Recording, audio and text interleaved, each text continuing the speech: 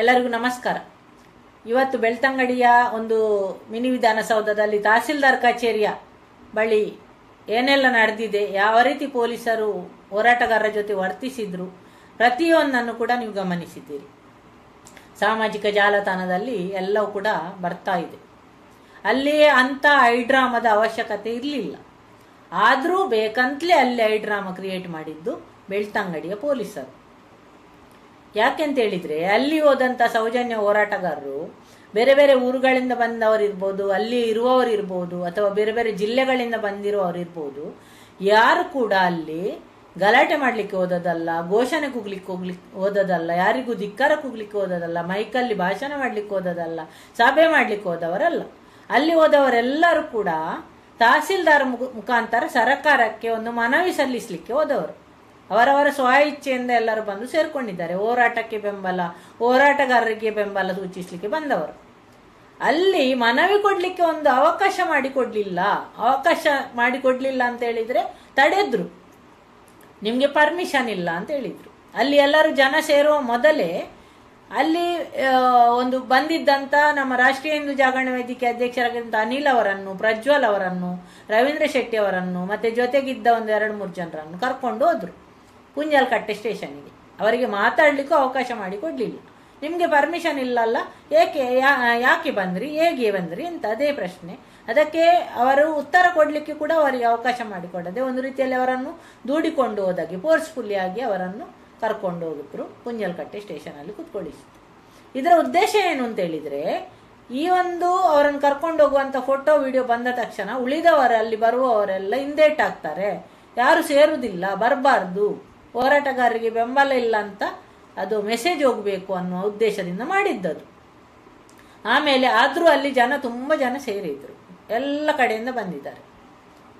ಅಲ್ಲಿ ತಹಸೀಲ್ದಾರ್ ಕಚೇರಿಯ ಒಳಗೆ ಹೋಗ್ಲಿಕ್ಕೆ ಬಿಡ್ಲಿಲ್ಲ ನಮ್ಮನ್ನು. ತಹಸೀಲ್ದಾರ್ ಕಚೇರಿಯ ಒಳಗೆ ಮನವಿ ಕೊಡ್ಲಿಕ್ಕೆ ಹೋಗ್ಲಿಕ್ಕೆ ಪರ್ಮಿಷನ್ ಬೇಕು ಅಂತ ಹೇಳ್ತಾರೆ. ಯಾವುದಕ್ಕೆ ಪರ್ಮಿಷನ್? ನಮ್ಗೆ ಯಾವುದಕ್ಕೆ ಪರ್ಮಿಷನ್? ನಾವು ಅಲ್ಲಿ ಹೋರಾಟಕ್ಕೆ ಬಂದವರ, ಸಭೆ ಮಾಡ್ಲಿಕ್ಕೆ ಬಂದವರ, ಭಾಷಣ ಮಾಡ್ಲಿಕ್ಕೆ ಬಂದವರ, ನಮ್ಗೆ ಯಾಕೆ ಪರ್ಮಿಷನ್ ಬೇಕು? ತಹಸೀಲ್ದಾರ್ ಮುಖಾಂತರ ಸರ್ಕಾರಕ್ಕೆ, ಮುಖ್ಯಮಂತ್ರಿಗೆ ನಮ್ಮ ನೋವನ್ನು ತೋಡಿಕೊಳ್ಳಿಕ್ಕೆ ಬಂದವರಿಗೆ ಮನವಿ ಕೊಡ್ಲಿಕ್ಕೆ ಪರ್ಮಿಷನ್ ಯಾಕೆ ಬೇಕು? ಇನ್ನು ಮುಂದೆ ಎಲ್ಲಿಯಾದರೂ ಸರ್ಕಾರಿ ಕಚೇರಿಗಳಲ್ಲಿ ಇದು ಕೊಡ್ಲಿಕ್ಕೆ, ಮನವಿ ಕೊಡ್ಲಿಕ್ಕೆ ಹೋಗುವಾಗ ಮೊದಲು ಸ್ಟೇಷನ್ಗೆ ಹೋಗಿ ಪರ್ಮಿಷನ್ ಇಟ್ಕೊಂಡು ಹೋಗ್ಬೇಕಾ ನಾವು? ಇದು ಬೆಳ್ತಂಗಡಿ ಸ್ಟೇಷನ್ ಅಲ್ಲಿ ಆದ ಹೊಸ ರೂಲ್ಸ್ ಅಂತ ಕೇಳುದು ನಾವು. ಅಷ್ಟು ಒಳ್ಳೆ ರೀತಿಯಲ್ಲಿ ಹೇಳ್ತಾ ಇದ್ದೇವೆ, ನಾವು ಮನವಿ ಕೊಡ್ತಾ ಇದ್ದೇವೆ, ಶಾಂತ ರೀತಿಯಲ್ಲಿ ಬಂದು ಹೋಗ್ತೇವೆ, ನಾವು ಯಾರಿಗೂ ತೊಂದರೆ ಮಾಡುದಿಲ್ಲ, ಯಾವುದೇ ಘೋಷಣೆ ಕೂಗುದಿಲ್ಲ ಅಂತ ಹೇಳಿದ ಮೇಲೂ ಮಾಡಿ ಅದನ್ನು ಕೊಟ್ಟು ಹೋಗಿ ಅಂತ ಹೇಳ್ಬೋದಲ್ಲ. ಇಲ್ಲ, ಪರ್ಮಿಷನ್ ಇಲ್ಲ, ನೀವು ಯಾಕೆ ಬಂದ್ರಿ ಅಂತ ಹೇಳ್ತಾರೆ. ಯಾವುದಕ್ಕೆ ಪರ್ಮಿಷನ್ ಬೇಕು? ನಾವು ಯಾವ ಇದರಲ್ಲಿ ಬದುಕ್ತಾ ಇದ್ದೇವೆ? ಇದು ಪ್ರಜಾಪ್ರಭುತ್ವ ದೇಶ ಅಲ್ವಾ? ಸಂವಿಧಾನದ ಅಡಿಯಲ್ಲಿ ನಾವೆಲ್ಲರೂ ಸಮಾನರು ಅಂತ ಹೇಳುವುದು ಕೇವಲ ಬಾಯಿ ಮಾತಿಗೆ ಸೀಮಿತವಾ, ಅಥವಾ ಪುಸ್ತಕದಲ್ಲಿ ಬರೆದಿಡ್ಲಿಕ್ಕೆ ಮಾತ್ರ ಸೀಮಿತವಾ? ಯಾಕೆ? ಅಥವಾ ಧರ್ಮಸ್ಥಳ, ಬೆಳ್ತಂಗಡಿ ಅದೆಲ್ಲ ಬೇರೆ ಆ ರಾಜ್ಯ? ನಮ್ಮ ಕರ್ನಾಟಕದ ರಾಜ್ಯದೊಳಗೆ, ಭಾರತ ದೇಶದೊಳಗೆ ಇಲ್ವಾ ಅದು? ಪ್ರತ್ಯೇಕವಾದು?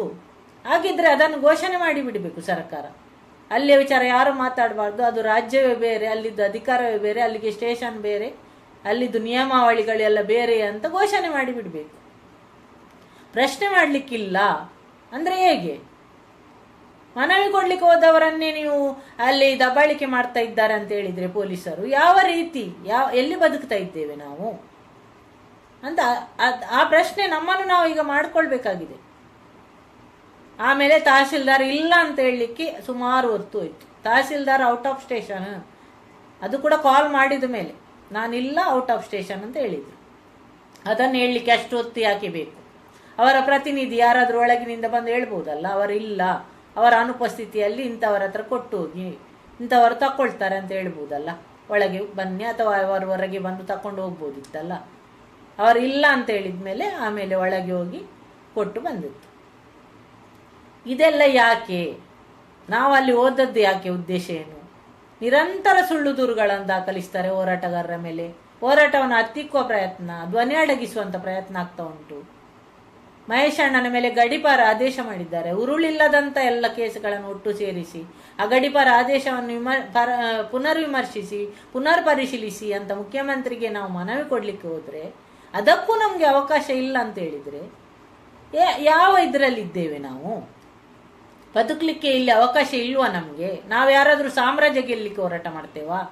ಆಸ್ತಿಗೆ ಹೋರಾಟ ಮಾಡೋದಾ? ಅಂತಸ್ತಿಗೆ ಹೋರಾಟ ಮಾಡೋದಾ? ಅಲ್ಲ. ಹೋರಾಟ ನ್ಯಾಯದ ಹೋರಾಟ ಆಗ್ತಾ ಉಂಟು. ಅತ್ಯಾಚಾರದ ವಿರುದ್ಧ ಹೋರಾಟ, ಅನಾಚಾರದ ವಿರುದ್ಧ ಹೋರಾಟ, ಭೂಕಬಳಿಕೆ ವಿರುದ್ಧ ಹೋರಾಟ, ಇದೆಲ್ಲ ಆಗ್ತಾ ಇರುವಾಗ ಯಾಕೆ ಹತ್ತಿಕ್ಕುವ ಪ್ರಯತ್ನ ಯಾಕೆ ಅನ್ನೋದು ನಮ್ಮ ಪ್ರಶ್ನೆ. ಇಡೀ ವ್ಯವಸ್ಥೆ ಯಾಕೆ ಪ್ರಬಲರ ಪರವಾಗಿ ನಿಂತಿದೆ? ಶಾಸಕಾಂಗ, ಕಾರ್ಯಾಂಗ ಎಲ್ಲ ಅವರ ಪರವಾಗಿ ಯಾಕೆ ಕೆಲಸ ಮಾಡೋದು? ಅವರ ನಿರ್ದೇಶನದಂತೆ ಯಾಕೆ ಕೆಲಸ ಮಾಡ್ತಾ ಇದೆ? ಈ ಪ್ರಶ್ನೆ ಈಗ ನಮ್ಮಲ್ಲಿ ಉದ್ಭವಿಸ್ತಾ ಇದೆ.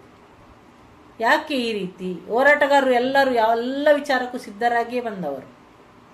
ಎಲ್ಲರಿಗೆ ಕೂಡ ಗೊತ್ತಿದೆ ಇಂಥದ್ದಾಗ್ತದೆ ಅಂತ. ಎಲ್ಲ ಪ್ರಿಪೇರ್ ಆಗಿಯೇ ನಾಳೆ ಜೈಲಿಗೆ ಹೋಗೋದಿದ್ರು ತಯಾರಾಗಿ ಇದ್ದಾರೆ.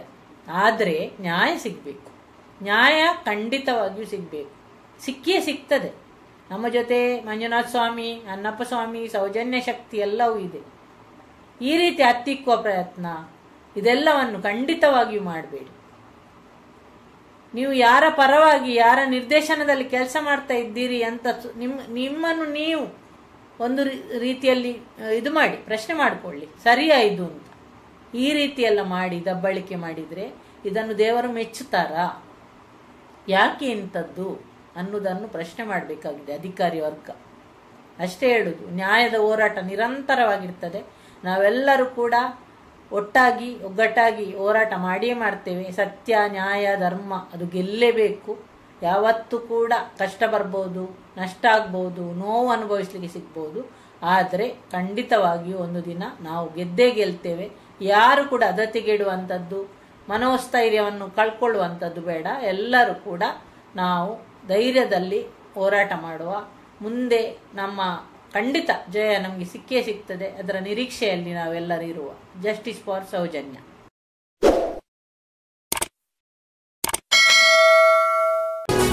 ಸುದ್ದಿ 18 ಸದಾ ನಿಮ್ಮೊಂದಿಗೆ.